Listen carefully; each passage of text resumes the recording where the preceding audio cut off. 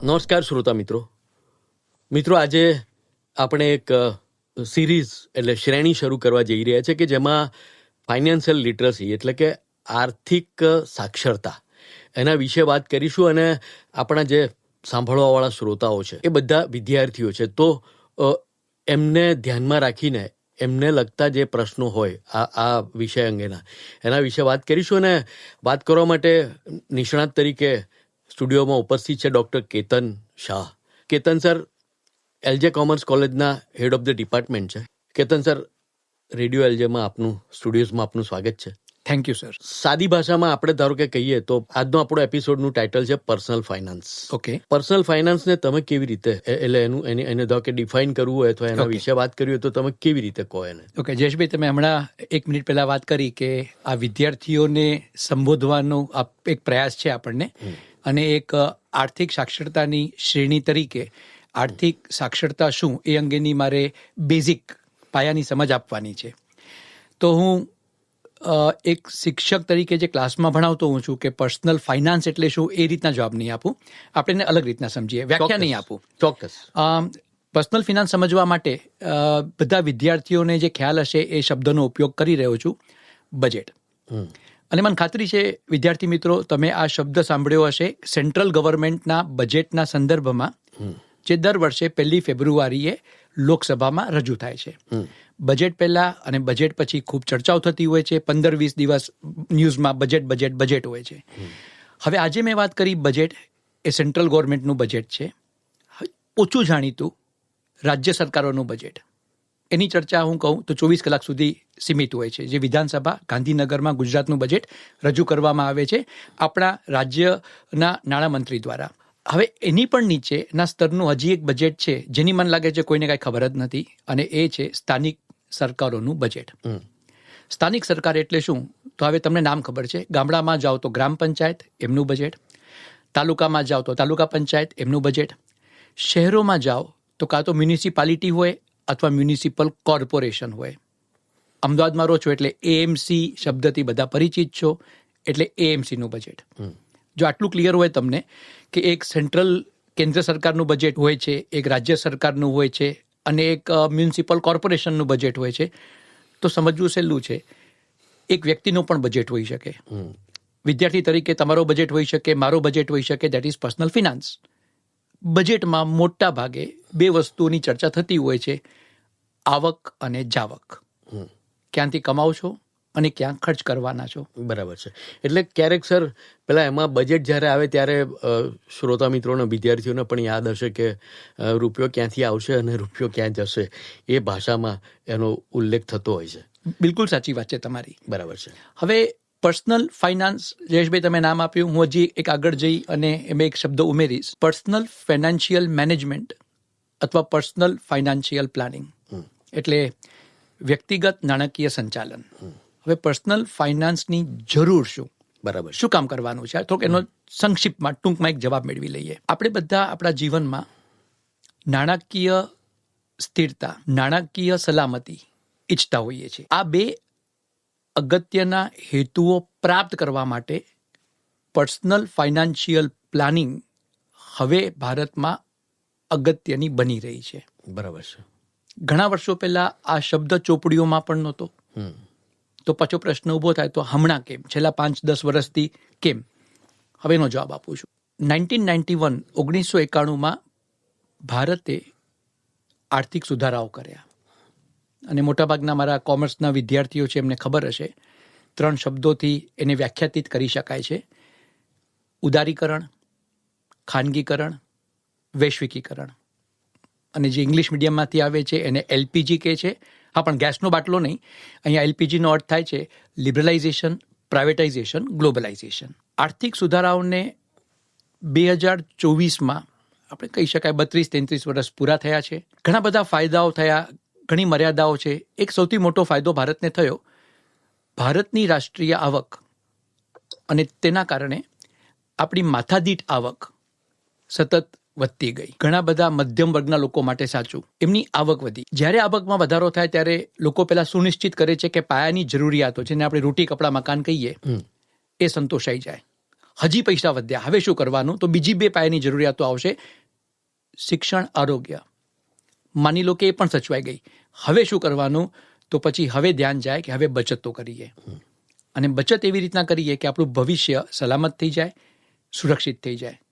અને પછી આવશે અમુક હેતુઓ જે બચતો દ્વારા સિદ્ધ કરવાના છે. બરાબર છે. So this is personal finance and personal financial management અથવા પર્સનલ ફિનાન્શિયલ પ્લાનિંગ. બરાબર છે. મિત્રો, તમે સાંભળ્યું કે કેતન સરે ખૂબ સરસ રીતે દેશથી શરૂ કરીને પર્સનલ એટલે અંગત વ્યક્તિગત સુધી કેવી રીતે ફાઇનાન્સ જોડાયેલું છે અને કેવી રીતે એનું બજેટિંગ અને કેવી રીતે થાય છે, અને આ આખી પ્રોસેસમાંથી આપણે જાણે અજાણે તો કે કોઈ નથી કરતો તો પણ એમાંથી પસાર થતો જ હોય છે. હવે સાહેબ, તમે આર્થિક સદ્ધરતા અને આર્થિક સુરક્ષા માટે પર્સનલ ફાઇનાન્સની જ વાત છે તો બચતનું મહત્વ તમે કેટલું ગણો? બચતનું મહત્વ કેટલું, એના ઉપર ચર્ચા કરીએ આપણે. બચત કરવી શું કામ? હું એનો જવાબ આપીશ તો આપોઆપ તમે જે મને પૂછ્યું બચતનું મહત્વ કેટલું, એનો જવાબ આપને મળી જશે. ભવિષ્ય અનિશ્ચિત છે, આપણે બધા જાણીએ છીએ, અને આ તથ્ય ગમે કે ન ગમે સ્વીકારવું પડે છે. કટોકટીઓ બિન આમંત્રિત આપણા જીવનમાં આવે છે, અને એટલા માટે જેને કટોકટી કહેવાય. આવતીકાલે તમારી કોલેજ છે કે સ્કૂલ છે તો એ કટોકટી ન કહેવાય, એ તો અગાઉથી આપણને ખબર જ છે. એટલે પહેલો જવાબ આ છે, ભવિષ્યની કોઈ પણ અનિશ્ચિતતાને પહોંચી વળવા માટે બચતની જરૂર છે. હવે અનિશ્ચિતતા એટલે કાયમ તમારે નકારાત્મક સ્વરૂપમાં જ નહીં લેવાની, એ ઘણીવાર હકારાત્મક સ્વરૂપમાં પણ હોઈ શકે. દાખલા તરીકે કોઈ વાલીઓનો બાળક એવું કે પપ્પા મારે હવે ડૉક્ટર બનવું છે 10મા ધોરણ પછી, બચતો હશે તો કામ આવશે. અનિશ્ચિત તો હતું જ કે બાળક શું કરશે ખબર નથી, પણ હવે એની ઈચ્છા એવી થઈ છે કે મારા બધા મિત્રો નીટની તૈયારી કરી રહ્યા છે, હું પણ હોશિયાર છું, મને 90% આવ્યા, તો હું કેમ ડૉક્ટર ન બની શકું? અને નેચરલી વાલીઓ કોઈ દિવસ ના નહીં પાડે, ના બેટા આ નહીં ભણતો કારણ કે આપણી પાસે પૈસા નથી, બચત હશે તમને કામ આવશે. બીજું, દરેકના જીવનમાં ટૂંકા ગાળા અને લાંબા ગાળાના અલગ અલગ પ્રકારના ધ્યેયો હોય છે જે સિદ્ધ કરવા માંગતા હોઈએ છીએ. ઘણીવાર તમે કુટુંબોમાં સાંભળ્યું હશે કે બેટા આપણે નેક્સ્ટ વેકેશનમાં, નેક્સ્ટ દિવાળીમાં આપણે મલેશિયા ફરવા જશું. આ હું કહીશ કે ટૂંકા ગાળાનો 1-2 વર્ષ 5 વર્ષ સુધીનો તમારો એક ધ્યેય છે. બેટા 3 વર્ષમાં આપણે આ ગાડી ખરીદી લેશું. આ ટૂંકા ગાળાનો તમારો ધ્યેય છે. આને સિદ્ધ કરવા માટે પણ બચત હોવી જરૂરી છે. એવી રીતના લાંબા ગાળાના પણ ધ્યેય હોઈ શકે કે આપણે બહુ મોટો લક્ઝુરિયસ બંગલો બનાવો છે, જે અત્યારે અમદાવાદમાં ઘણા લોકો આ હેતુ સિદ્ધ કરી રહ્યા છે. તો જે લોકોએ હેતુ સિદ્ધ કર્યું એમને જઈને આટલો જ પ્રશ્ન પૂછવાનો કે શું અચાનક થયું કે આ લાંબા ગાળાના પ્રયત્નો હતા? તો તમને એવું જ કહેશે આ ખૂબ લાંબા ગાળાના પ્રયત્નો હતા, અલગ અલગ રીતના બચતો કરી, જે આગળની શ્રેણીમાં હું એના વિશે વાત કરીશ કે બચતો ક્યાં કરી શકાય, કેવી રીતના બચતનો ફાયદો ઉપાડી શકાય. તો એ લાંબા ગાળાનો ઉદ્દેશ્ય છે. એવી જ રીતના કોઈ બાળક આજે જન્મે છે, તો અત્યારે તો આપણે એટલા એડવાન્સ થઈ ગયા છીએ કે આજે જન્મી રહ્યું છે તો પહેલાં તો એનું આધાર કાર્ડ કઢાવી લઈએ. કારણ કે એક દિવસના બાળકનું પણ આધાર કાર્ડ, પેન કાર્ડ નીકળી શકતું હોય છે, તો આપણે કઢાવી લઈએ છીએ. અને વાલીઓ બી એટલા બધા કન્સર્ન થઈ ગયા છે, ચિંતા એમ કહી શકાય, ચિંતા હોય છે બાળકના ભવિષ્યનું શું, ભલે આજે એક જ દિવસનો છે કે 1 મહિનાનો છે. તો લાંબા ગાળાનો હેતુ એવું હોય કે આને ભણવા માટે તો અમેરિકા મોકલવો છે. હવે કેવું સહેલું છે કે આ જ્યારે 12મું ધોરણ પાસ કરી લે પછી કોલેજ તો અમેરિકામાં કરશે, ઇન્ડિયામાં નહીં, પણ ત્યારે તેમને લાખો રૂપિયાની જરૂર પડશે. તો 18-20 વર્ષ પહેલાં બચત કરેલી હશે તો 20-21મા વર્ષે તમે 100% કોઈ પણ સ્ટ્રેસ વગર એને તમે અમેરિકા મોકલી શકશો પોતાના દમ ઉપર. અને ત્રીજું અગત્યનું કારણ કે બચત કેમ કરવી, તો એનો સિમ્પલ જવાબ છે આપણે અમીર બનવા માટે, શ્રીમંત બનવા માટે. હું નથી માનતો કે જે મિત્રો આ પ્રોગ્રામ સાંભળી રહ્યા છે એમાંથી કોઈનો આવો ઉદ્દેશ હશે કે મારે અમીર નથી બનવું, મારે જ્યાં છું ત્યાં રહેવું છે અથવા ગરીબ બનવું છે. જો ખરેખર એ હોત તો તમે અત્યારે વિદ્યાર્થી ન હોત. ગરીબ બનવાના માર્ગો બહુ સહેલા છે, પણ કશું કરવાનું જ નથી. હવે અમીર કેવી રીતના બની શકાય, તો પાછો એનો જવાબ આટલો જ છે, બચત કરીને. કેવી રીતના? તો હવે આ તો મારે કહેવાની જરૂર નથી. 7મા-8મા ધોરણથી જેમના હાથમાં સ્માર્ટફોન આવી ગયા છે, અલગ અલગ પ્રકારના ટ્રેડિંગ એપ ડાઉનલોડ કરી સ્ટોક માર્કેટમાં વિદ્યાર્થીઓ, હું વ્યક્તિઓ નહીં કહું, વિદ્યાર્થીઓ ઇન્વેસ્ટમેન્ટ ચાલુ કરી દીધી. એ બરાબર નથી, એની ચર્ચા ભવિષ્યમાં આપણે કરશું. ટ્રેડિંગ એપમાં 1000-5000 રૂપિયા નાખતા કેમ થયા? કારણ કે એમને ખબર પડી 1000 રૂપિયા નાખીશ તો 1200 રૂપિયા થઈ જશે. બસ હું કહેવા એટલું જ માગું છું કે નાણાંને ખેંચે છે. આપણે એક બીજું એક્ઝામ્પલ ઉદાહરણ લઈએ. ચક્રવર્તી વ્યાજ. બેંકમાં જાઓ, 5,000 રૂપિયાનું સેવિંગ્સ એકાઉન્ટ બચત ખાતું ખોલાવો, 1 વર્ષ કાંઈ જ નહીં કરવાનું, 5,000 રૂપિયા જેમ છે તેમ પડી રહેવા દો. 1 વર્ષ પછી પાછા બેંકમાં જાઓ અને ત્યાંના સ્ટાફને પૂછો, આ મારો ખાતા નંબર છે, વર્ષ પહેલાં 5,000 રૂપિયા જમા કરાવેલા, આજે કેટલા છે? 101%, 5,000 રૂપિયા કરતાં વધારે હશે. પાછું પૈસા ન ઉપાડો, જેમ છે તેમને તેમ રહેવા દો. બીજા વર્ષે ફરી વખત તમે આ એક્સરસાઇઝ રિપીટ કરો. આ જ પ્રશ્ન 2 વર્ષ પછી પૂછો, હજી વધી ગયા હશે. નાણું બચત કરેલી હશે તો આવક થશે. અને જયેશભાઈ, હું તો એવું માનું છું, હું કાયમ લોકોને કહું કે મારી 2 નોકરીઓ છે, તો બધા કે ના સર તમે તો એલજીમાં જ ભણાવો છો, બીજું અમને ખબર નથી. મેં છે બચત. બચત એ તમારી બીજી આવક છે. જેટલું બચત કરશો તમારી આવક ભવિષ્યની વધતી જશે. સર, મેં એક આપણા ખૂબ જાણીતા હાસ્ય કલાકાર હતા મહેમૂદ, એમણે એક ઇન્ટરવ્યુમાં બહુ સરસ કહી દીધું. એટલે આપણે એમને ખાલી હાસ્ય કલાકાર તરીકે જ જાણીએ છીએ, પણ એમણે જે ફાઇનાન્શિયલ લિટરસી વાળી અથવા ફાઇનાન્સ શું કરી શકે જીવનમાં એના વિશેની એક સરસ વાત કરી હતી. એ કહે કે when you are young you see that you run after the money, yes, but when you stop somewhere due to age see that your money runs after you. બિલકુલ બિલકુલ. હવે આ એમણે વાત કરેલી 20 વર્ષ 25 વર્ષ પહેલાની, પણ આજે પણ એટલી જ સંદર્ભ વાળી વાત છે. સર, એક સવાલ છેલ્લો આપણે આજનો એપિસોડ પતાવીએ પહેલા કરી દઉં તમને કે ઘણા બધા વ્યક્તિઓને એવું હોય છે કે એ પૈસા ખૂબ ખર્ચે છે, પણ બચતની વાત આવે તો કે અમે એટલું ક્યાં કમાઈએ જ છે. આ એક બહુ સીધો સાદો અને એક વર્ગ એવો પણ છે કે જેની તમે વાત કરી કે જે લોકો સ્ટુડન્ટ તરીકે પણ ઇન્વેસ્ટમેન્ટ કરે છે, અને એક વર્ગ એવો પણ છે કે જે આવું કહે છે. આને તમારો શું જવાબ હોઈ શકે? ઓકે, આઈ થિંક જયેશભાઈ તમે એવું પૂછવા માંગો છો કે જેમની પાસે આવક પ્રમાણમાં ઓછી છે એ લોકો બચત કેવી રીતના કરે કે ક્યાં કરે? હા, સૌથી પહેલા એક વાત સાચી છે કે અતિ ગરીબ લોકો હોય છે, બચત કરી શકતા નથી. એમને તો એવું છે કે દેવું કરીને જીવવું પડે છે. એટલે કદાચ જિંદગી ભરે લોકો બચત નહીં કરી શકે. એટલીસ્ટ જે લઘુત્તમ પ્રમાણમાં થવી જોઈએ એ લોકો નહીં કરી શકે. એ બહુ કમનસીબ છે. એના માટે સરકાર છે, એના માટે આપણે કલ્યાણકારી યોજનાઓ સરકાર ચલાવી રહે છે. હવે બીજા લોકો કે જે ખરેખર ગરીબ નથી, અતિ ગરીબ નથી, તો શરૂઆત તો કરવી પડશે. અને બચતનું એવું છે, જે પ્રમાણે ભણતરનું હોય છે, બચતનું એવું છે, પરાણે કરવી પડે. માની લો કે એકદમ મધ્યમ વર્ગનું પરિવાર છે, કુટુંબ છે, 5-6 જણા છે, આવક એટલી બધી નથી, ખર્ચાઓ તો કરવા જ પડે છે, તો હું એટલું જ કહીશ, 1,000 નહીં 500 રૂપિયાથી બેંકમાં જઈ રિકરિંગ ડિપોઝિટ ખોલાવો અને ભૂલી જવાનું 500 રૂપિયા કમાવો છો. એ કુટુંબની કુલ આવક છે 20,000 રૂપિયા. કુટુંબે પોતાને કહેવાનું ના અમારી આવક 20,000 નથી, 19,500 છે, પરાણે બેંકને 500 રૂપિયા આપી જ દો. એડજસ્ટમેન્ટ થઈ જ જશે. વિદ્યાર્થીઓ છો, તમારા બધાના અનુભવ છે, આવતીકાલે પરીક્ષા છે, આખી રાત કેવી રીતના જાગી શકો છો? પણ જો પરીક્ષા નથી 20 દિવસ સુધી અને તમને આજે કહું ચાલો ચોપડી લઈ આખી રાત વાંચો, તમે નહીં વાંચી શકો. તો પરાણે જો તમે વાંચી શકતા હો તો પરાણે આ બી તમારે કરવું પડે.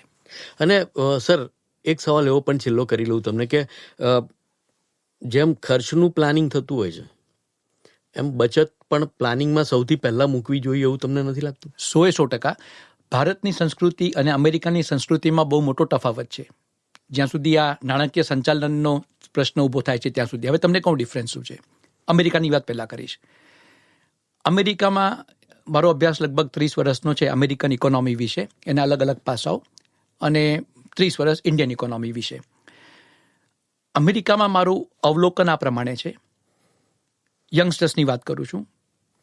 પહેલાં ખર્ચો કરી દો, પછી જોબ મેળવો કાં બિઝનેસ ચાલુ કરો, એટલે કમાઓ બીજા તબક્કે. ત્રીજા તબક્કે, પહેલા તબક્કામાં ખર્ચો કર્યો તો લોન લઈને EMI ભરો, અને જો કાંઈ બાકી થાય તો બચત. એટલે એવો સમાજ છે અમેરિકાનો, વેસ્ટર્ન વર્લ્ડ આપણે જે કહીએ, પશ્ચિમી દુનિયા બચતને બહુ મહત્વ આપતી નથી. ભોગવી લો, આ એમનો દ્રષ્ટિકોણ છે. સાચો ખોટો એમાં નથી પડતો. બરાબર છે, આપણે જજ નથી થવું. હું જજમેન્ટ નથી કરતો. હવે ભારતીય સંસ્કૃતિની વાત કરું. ઘરમાં કદાચ તમે સાંભળ્યું બી હશે, મારા દાદાએ મને કીધેલું, મારા પપ્પાએ મને કીધેલું, અને આ વાત તમારી સમક્ષ મૂકીશ અને તમારામાંથી ઘણા કબૂલ કરશે કે આવું ક્યાંક અમે સાંભળ્યું છે. પહેલો મારો પગાર આવ્યો અને મારા દાદાજી હયાત હતા તો મેં એમને આપેલું, ચેક હતો એમને આપેલો. ડેફિનેટલી રાખવાના નહોતા, પાછા આપવાના હતા, પણ આશીર્વાદ આપ્યા. ચેક મને પાછો આપ્યો, બેટા તારા જ પૈસા છે, પણ એક વસ્તુ એ બોલ્યા, બચત કરજે. આ જ વસ્તુ પપ્પાને, પછી મેં એ ચેક પપ્પાને આપ્યો, દાદાને આપ્યા, પછી એમનો પગે પડ્યો, પછી એમણે બી કીધું બેટા તારા જ પૈસા છે, ખાતામાં જમા કરાવી દે, પણ બચત ચાલુ કરી દે. બરાબર છે. બંનેમાંથી મને કોઈએ એવું નથી કીધું ખર્ચ કર. એટલે ભારતમાં પહેલા તબક્કે કમાઓ, બીજા તબક્કે બચત કરો, અને ત્રીજા તબક્કે બચે તેમાંથી ખર્ચ કરો. અને એટલા માટે ભારતમાં વ્યક્તિગત ધોરણે નાણાકીય કટોકટીના કિસ્સાઓ બહુ ઓછા આવે છે, અમેરિકામાં બહુ વધારે છે.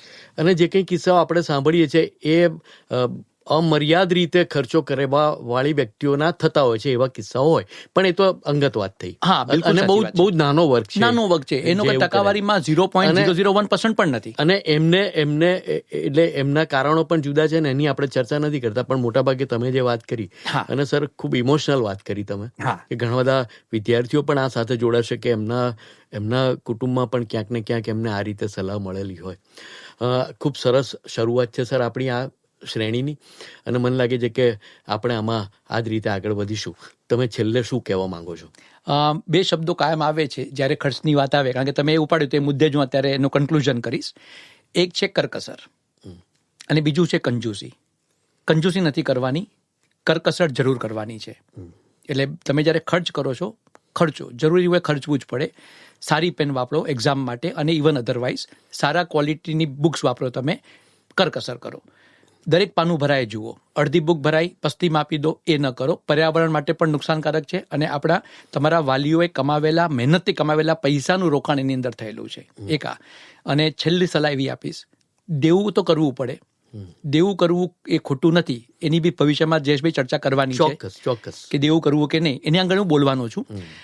દેવું તો કરવું જ પડે, પણ દેવું એટલું જ કરવાનું કે જે આપણે ભવિષ્યમાં એની ભરપાઈ કરી શકીએ. એટલે કેટલી લોન લેવાની, પેલા રીપેઇંગ કેપેસિટી કેટલી છે એ તમે ગણતરી કરી લો, અને પછી લોન લો.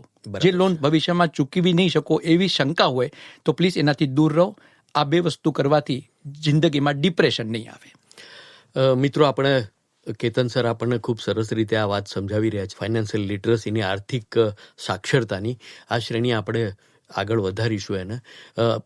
ભવિષ્યમાં એવું પણ કરીશું કે તમે તમારા પ્રશ્નો પણ અમને મોકલી શકો અને અમે એનો જવાબ આપીએ, એ રીતનું પણ આપણે આયોજન કરીશું. આ પહેલો એપિસોડ છે, કેવો લાગ્યો એના વિશે અમે તમને એક પ્લેટફોર્મ પૂરું પાડીશું જ્યાં તમે અમને જણાવી શકો છો. કેતન સર ખૂબ સરસ રીતે સરસ શરૂઆત છે, અને એવું કહે છે કે સારી શરૂઆત એ ખૂબ સરસ આગળ વધતી હોય છે. ખૂબ સરસ વાત કરી તમે. શુભેચ્છાઓ. Thank you very much. Thank you. આભાર. Thank you.